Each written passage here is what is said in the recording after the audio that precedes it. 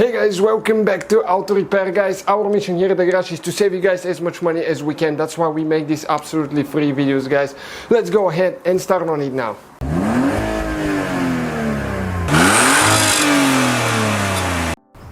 Hey guys, welcome back to Auto Repair, guys. As you know, we're working on a few Volkswagens, Audis right now.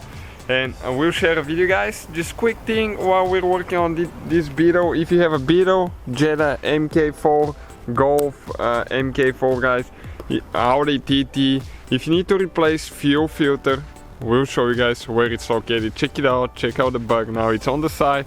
We need to steal the rear suspension on it, and the fuel filter is located right here. Okay, you can see those are the rear tires. Fuel tank, so that's the filter, original filter. We'll show you guys how to remove it.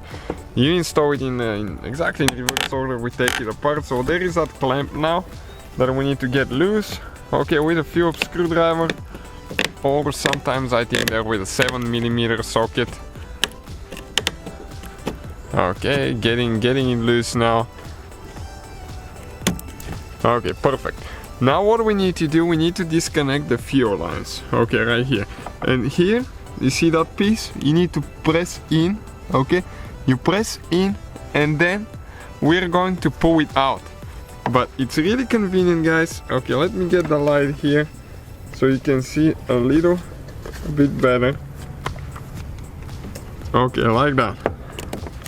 If you get a prying tool or a flathead screwdriver and just push it out from the other side.